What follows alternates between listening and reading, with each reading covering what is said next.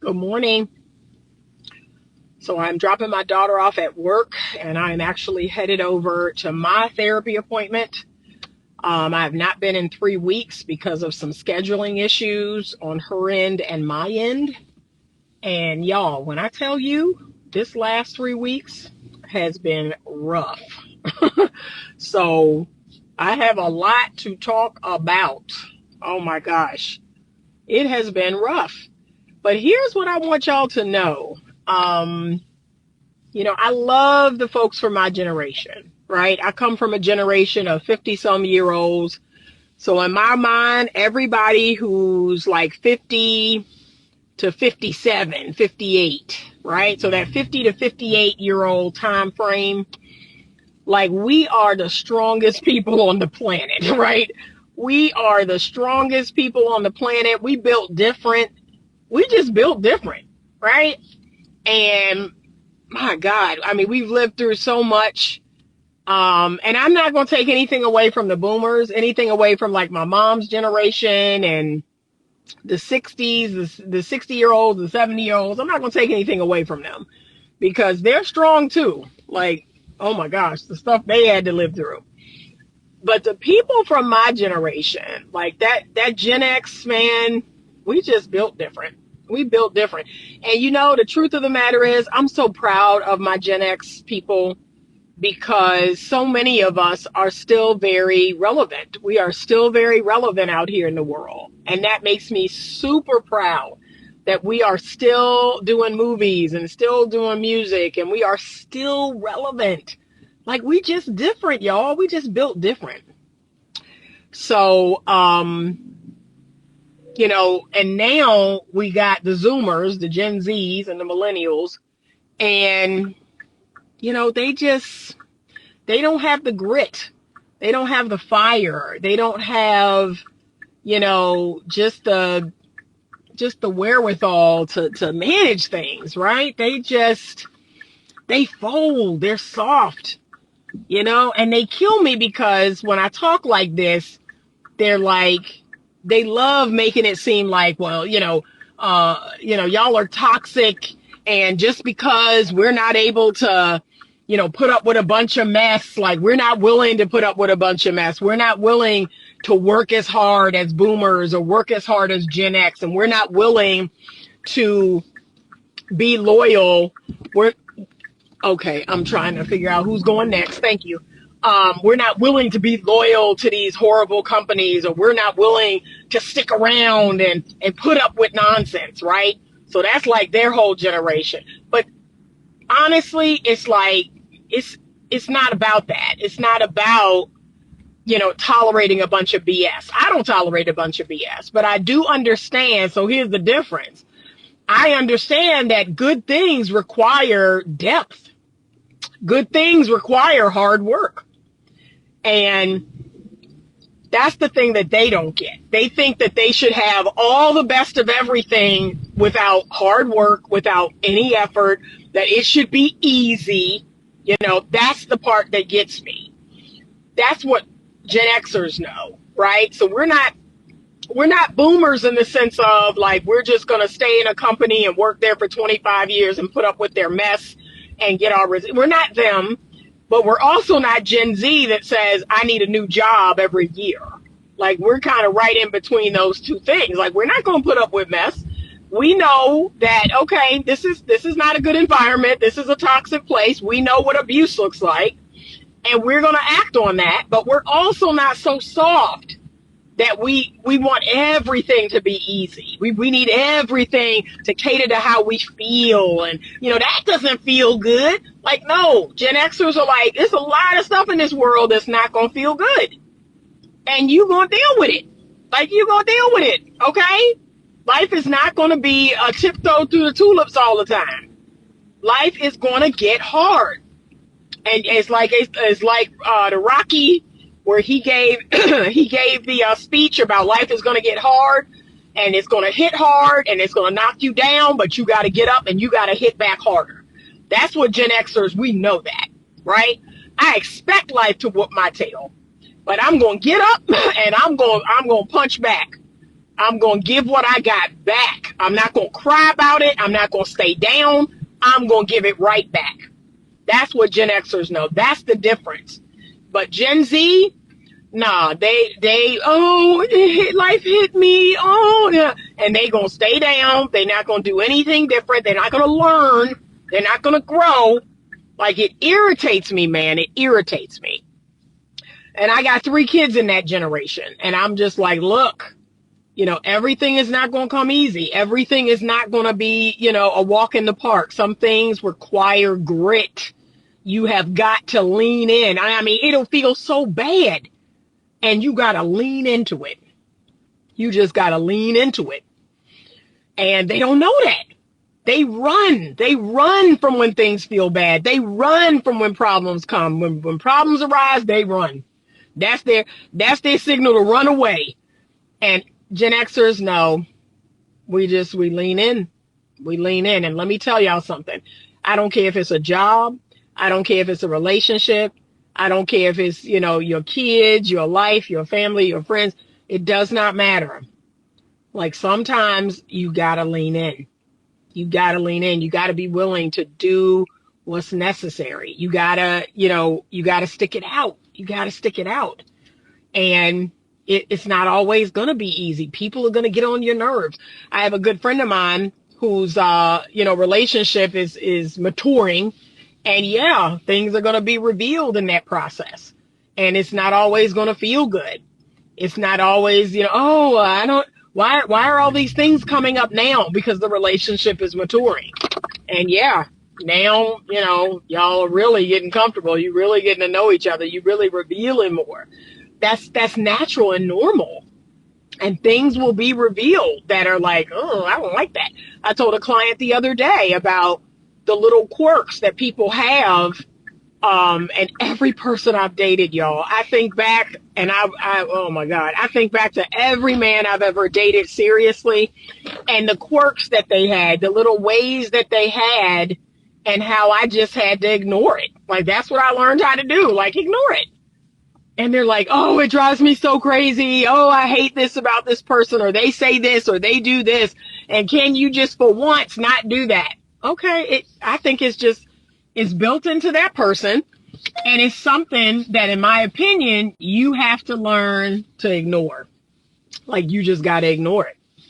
But to let it grate your nerve, to let it like get under your skin when you know that that's how that person is, to me, that's silly. It's silly that you would throw away a whole relationship based on something like that. That you're being silly. Like, everybody's got their stuff. So it was brought to my attention by my best friend the other day that I have this little laugh. I have this little laugh that I do, and y'all probably heard it, right? Because it's built into who I am. You probably heard the little laugh.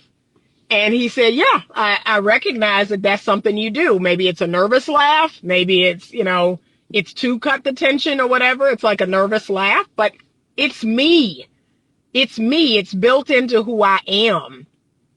So for me to date someone and for that to just, oh my God, that just grates my nerve. That laugh, Anita, just grates my nerve. I'm like, okay, but you take that and then you put it against all the great things about me, like all the wonderful things about me and what I bring to a relationship. And you're going to end the relationship over that? Like, that's kind of silly. That's really silly. And then the other thing I've noticed is, again, like I said, if people are met with any pushback, if they're met with any resistance, they fold. Instead of pushing back, like, I have to teach a lot of women this. Like, okay, I share something with him and it's met with this resistance, or it's met with a dismissing, or it's met with him being angry, or it's met with, right, whatever, right? And I tell women, so, well, it just shuts me down. Why? Why can't you push back? Like, seriously, I really want to know, why can't you push back on, hey, I'm sharing my feelings. You feel some resistance in that. And, oh, it feels dismissive. Okay, push back. Like, seriously, I don't understand why you wouldn't push back. So here's what that looks like. Hey, babe, I just want to share with you something that, doesn't feel good. It does not feel good. It feels dismissive. It feels disrespectful. It feels, it just doesn't feel good to me. And I share what that is. Well, why you always gotta be complaining about something, man? Every time I turn around, you want to fight about something, man. So I'm not sure what's happening. And, maybe there's a different way I could say it so you'd be a little less defensive. I feel some defensiveness. See, I'm not going to just now go away. I'm not going to shut down. I'm not going to now, now I can't bring anything up. Heck no. I'm going to push back. And I'm going to keep bringing stuff up. And I'm not going to go away. Like, yes, that gentleman, the man in that scenario can learn some skills, but the woman has skills to learn too. And that's what freaks a lot of women out when we're in session. They want to put it all on the guy and the way he said it and his tone and all of that. Yeah, I want him to stop doing that. And then I say, but I want you to get stronger. I want you to push back. Because your man is not the only person you're going to get resistance from. You're going to get resistance from a lot of people. And if this is your way of handling it, you're going to fold. You're going to fold. You're not going to get what you want. You're not going to get your needs met. And then you're going to grow resentful. Yeah, they don't treat me right at work. Yeah, my man just walks all over me. Yeah, my mom just, see? So you are part of the dynamic. And that's what a lot of women don't want to, they don't want to own, that they're a part of the dynamic that they're in. So even if he's defensive, even if he's dismissive, even if you bringing things up to him, he says, oh, you're trying to start something, you're trying to start a fight. Okay, that's something that he needs to learn. But what do you need to learn? You need to learn to stand firm. You need to learn to stop shutting down. You need to learn to stand on business. Hey, how can I say this to you so you're less defensive? Because I really need to share this. This is really important. And this is not about fighting. This is not about trying to start anything. This is about expressing feelings. How else can I say it so you will be a little less defensive? See, that's a woman's part in it. Stop shutting down. Stop letting a man shut you down. Women need to get stronger. They need to get stronger. And the other thing I often tell wives is that, it's like they are so sensitive to their husband's feelings. They're very sensitive to their husband's negative emotions and feelings. So if he's grumpy, they're grumpy. Well, he comes in and y'all, I'm looking for my lotion, and he's grumpy and it just ruins my day. And look, y'all, the first thing I'm thinking is, why? Why does his mood ruin your day? Why does his mood ruin your day? Like, it sounds to me like you need to get a little stronger. You need to stop taking on other people's feelings and emotions. But that's one of the most difficult things in couples therapy is to help them to both see their part. Because they really do come in thinking the other person is the problem. He's the problem, and he says this, and he does this. The truth is both of y'all. Like, both of y'all have a dynamic that isn't healthy.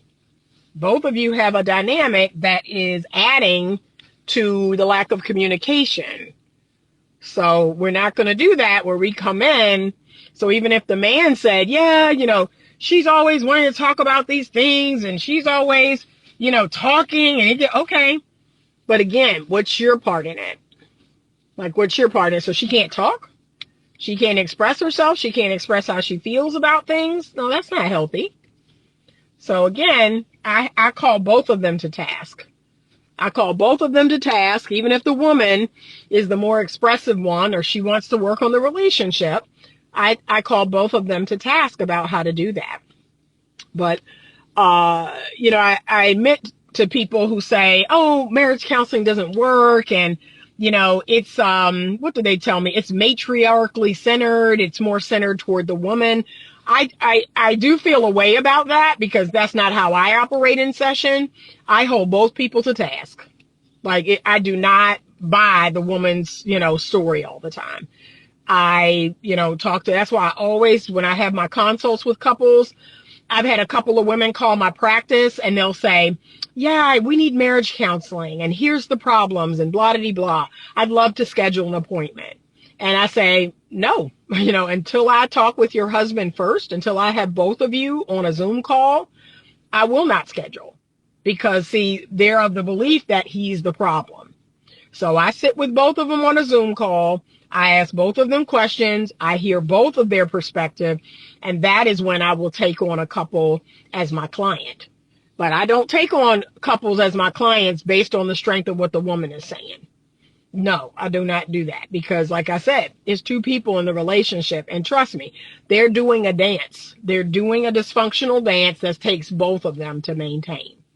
So no, I don't focus on the woman's perspective. I don't believe, oh, the woman is perfect and the guy is the problem. I really don't. And y'all, especially now, like in the last 3 or 4 months, like since this year has started, it's like the scales have fallen off my eyes. I have experienced so much toxic, negative, like, from women.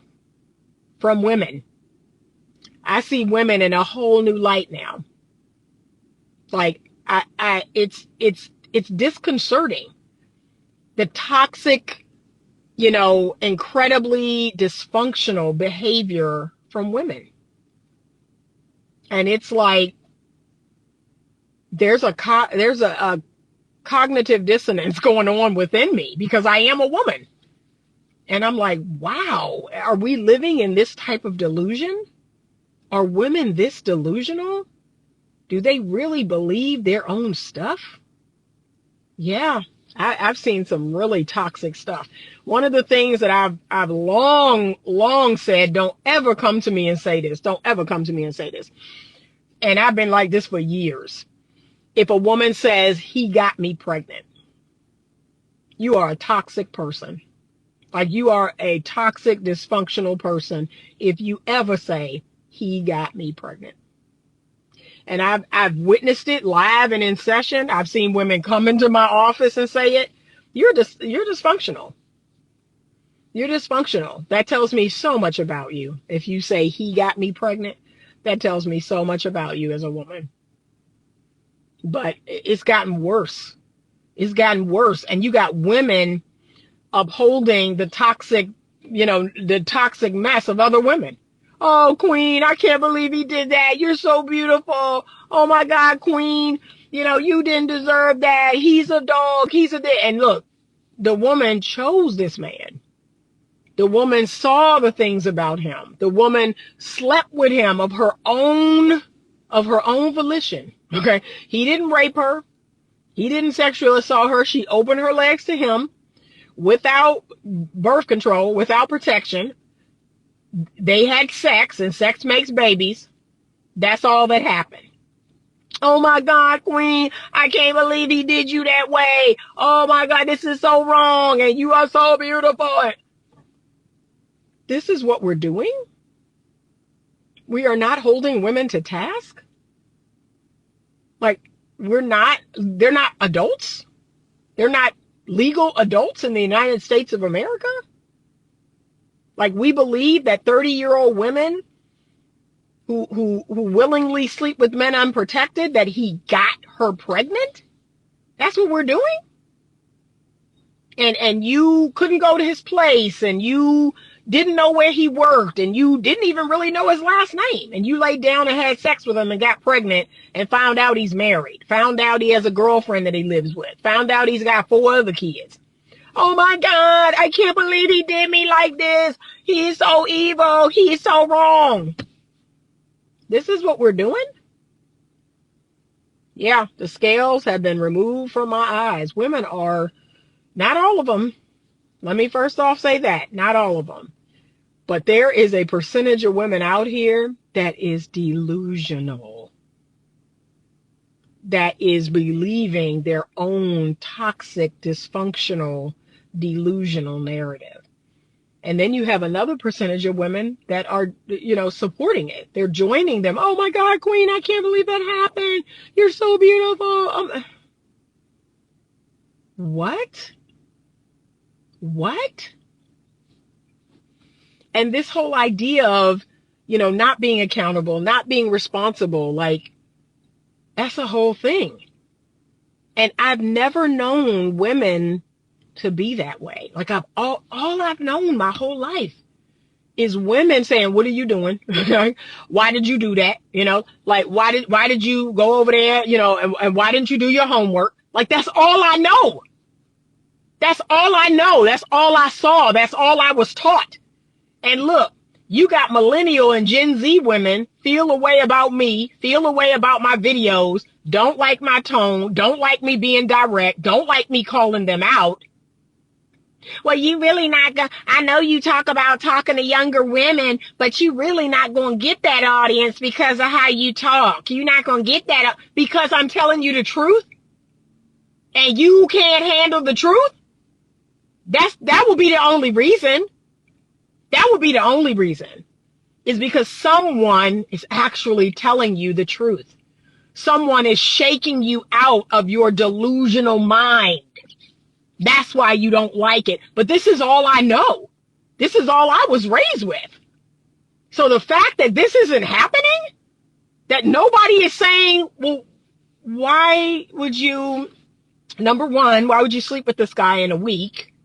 Number two, like, you run the risk of getting your little feelings hurt when you move quickly with a man you don't know.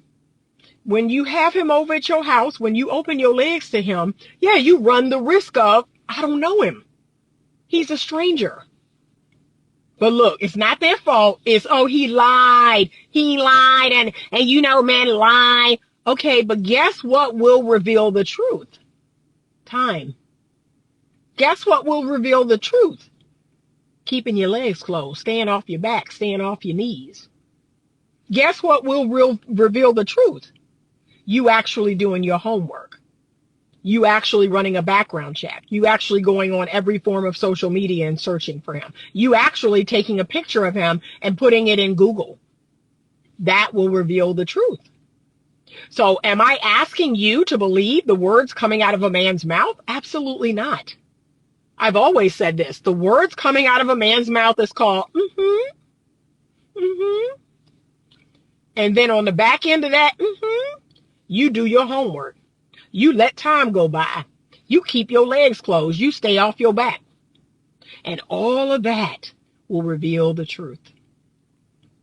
I got to go. My session's getting ready to start. Thank you so much. I appreciate you all watching these videos and being a part of my channel. I especially appreciate your comments. If you're watching this on YouTube, please hit subscribe or please hit like, one of them, and leave a comment. Tell me what you think. Okay? Tell me what you think. I love the conversation in the comments. Keep it respectful. That's all I ask. Keep it clean and keep it respectful. I thank you so much for watching. And as always, stay open to love.